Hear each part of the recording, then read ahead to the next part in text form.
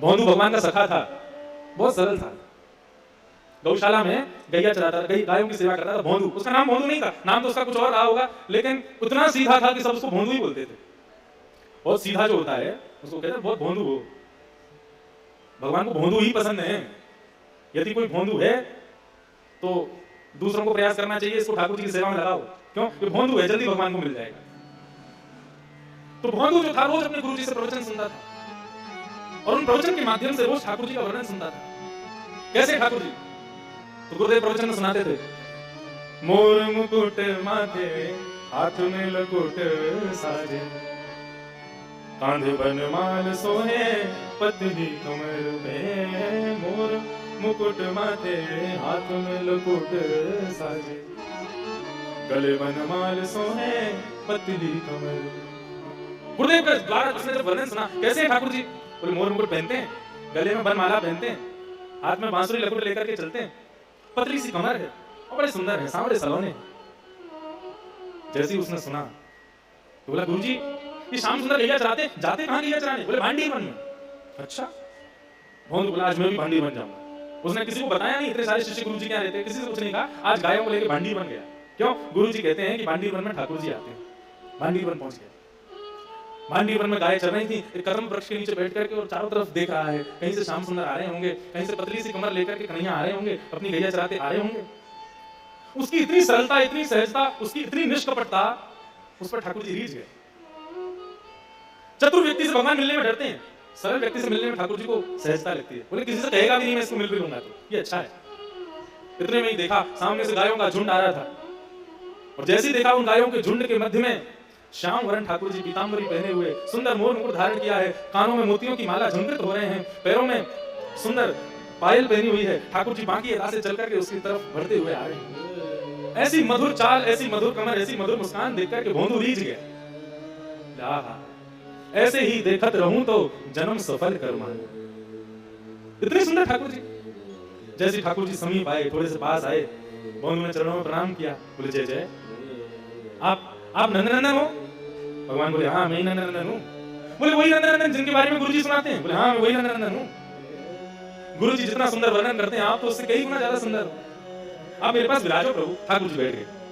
बैठ करके अब तो भोंदू उनके मुखमंडल को देख रहा है, कुछ बोले ही नहीं ना, चुपचाप बैठ करके केवल उनको देख रहा है।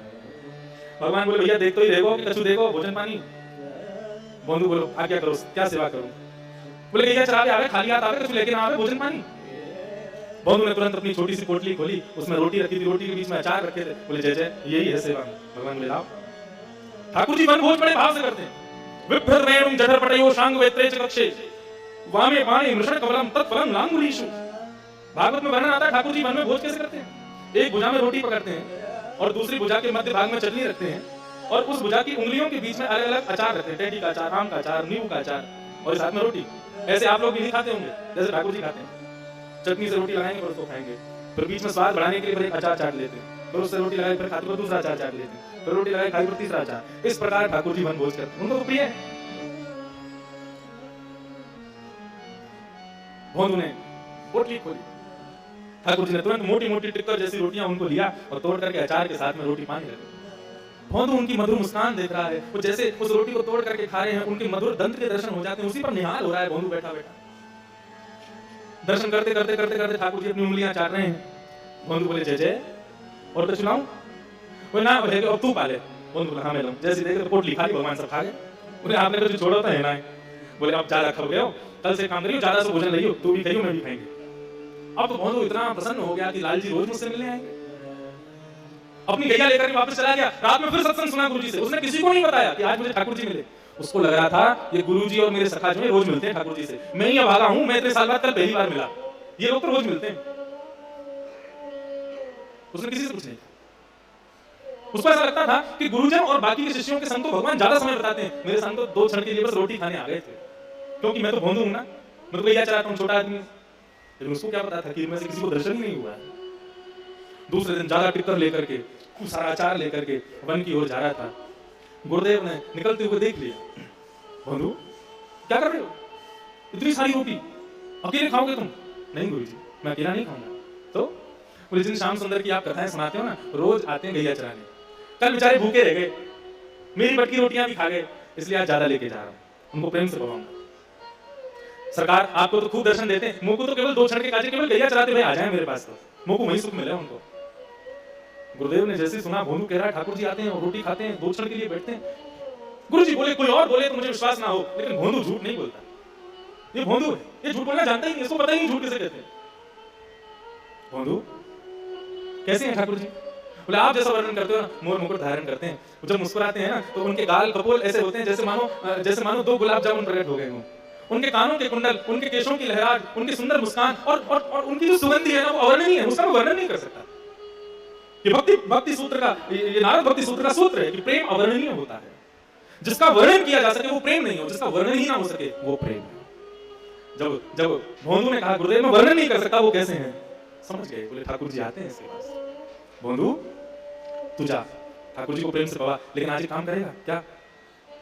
ठाकुर जी को अपने संग ले आना और कहना गुरु जी के आश्रम चलो, वहीं प्रेम से बैठ के शाम का भोजन करेंगे। अब तो भोंदू आनंद, मैं लेके आऊं उनको? बोला हाँ तू अपने संग लेके आओ। अब तो भोंदू इतना आनंदित हो गया, इतना भाव निमग्न, इतना प्रसन्न हो गया, बोले मैं ठाकुर जी को लेके आऊंगा, मेरी महिमा बन जाएगी। सब सखाओं के आगे गुरु जी मेरे द्वारा ठाकुर जी को बुलवा रहे। आज भोंदू गया वन में, और वन में इतना ज्यादा उत्साह में है, इतना ज्यादा प्रसन्न है कि ठाकुर जी आएंगे, ठाकुर जी को लेकर मैं जाऊंगा आज गुरु जी के पास। श्री राधा रमन लाल अपनी गैया चराते भैया के पास आ गए, आकर के बैठे। आते ही पहले ठाकुर जी भोंदू से गले लगते हैं, भोंदू को अपने हृदय का स्पर्श का सुख प्रदान करते हैं। भोंदू ने अपने स्पर्श किया, हृदय से लगाया, बिठाया ठाकुर जी को। ठाकुर जी बैठ गए, बोले ला भोंदू जल्दी से, भूख लगी है। तुरंत पोटली खोल कर भोंदू ने रखी, लो लालजी पाओ। ठाकुर जी पाने लगे। भोंदू बोला सरकार एक निवेदन करूं? बोलकर बोले मेरे गुरुजी ने आपको आश्रम बुलाया है, आप मेरे संग आश्रम चलोगे? भगवान रोटी खाते जा रहे, रोटी खाते खाते बोले देख भोंदू तू हमारा मित्र है, हम तेरे मित्र हैं, हम दोनों आपस में एक दूसरे के सखा हैं, ये गुरुजी इनको बीच में मतलब है, ये गुरुजी और आश्रम इन सबको वहीं रहने दे।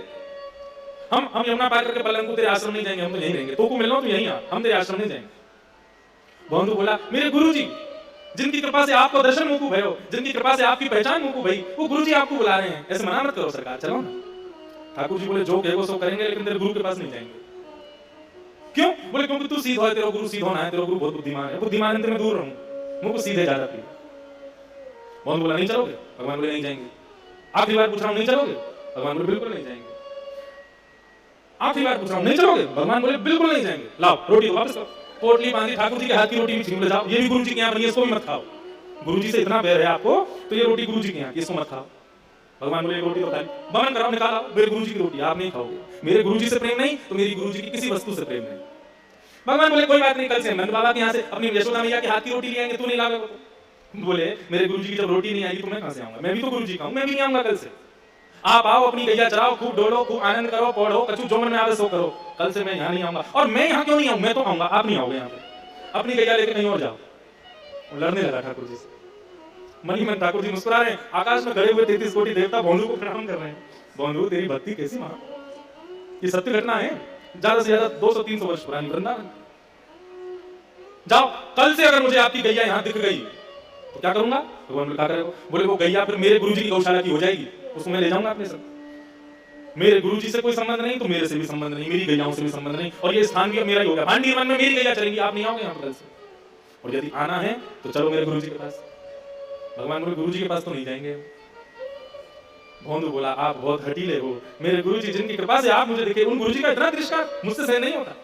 जाओ आप आना खूब, यहाँ पे मैं नहीं आऊंगा कल से। और अपने सब सामान पोटली बांध करके अपनी गायों को इकट्ठा करके भोंदू उनको हाँकता हुआ ले जाने लगा। भगवान भोंदू सुनो, अरे भोंदू सुन, अरे नहीं लाला रुक जा।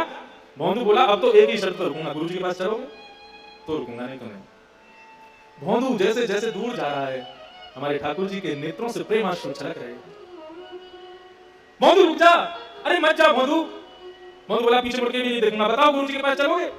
जब भोंदू दिखना बंद हो गया तो बंधुओं जिस प्रकार प्रियतमा अपने प्रियतम के विरह में व्याकुल होती है, वैसे राधा रमन लाल उस भोंदू रूपी प्रियतम के विरह में व्याकुल हो गए। देखो बंधु एक बात बहुत समझने की, यही तो भक्ति है। हम कब तक व्याकुल रहे, हम कब तक रोते रहे उनकी याद में? अपने आप को ऐसा बनाओ ठाकुर जी व्याकुल रहे तुमसे मिलने के लिए। रस में और रास में यही अंतर है। रस का मतलब भक्त व्याकुल है भगवान से मिलने के लिए, और रास का मतलब भगवान व्याकुल है अपने भक्त से मिलने के लिए। हम ये कथा भागवत क्यों सुनाते हैं? इससे कोई बहुत बड़ी कोई क्रांति नहीं लानी है, केवल इतना करना है स्वयं को हम इतना सहज, इतना सरल ऐसा बना लें कि बिहारी जी तड़पे हमसे मिलने के लिए। बिहारी जी तड़प उठे कि कब आवेगो इंद्रेश, कब आवेगो, कब मुंह को दिखेगो। वो देखवे के काजे तड़पे महाराज, ऐसी भक्ति सीख। भोंदू जाने लगा, ठाकुर जी पीछे पीछे दौड़े, अरे भोंदू रुक रुक रुक रुक रुक, चलेंगे तेरे गुरुदेव के पास चलेंगे, अरे भैया तू जो कहे वो करेंगे, लेकिन तू मुझसे दूर मत जावे, मुझको संग लेके चल।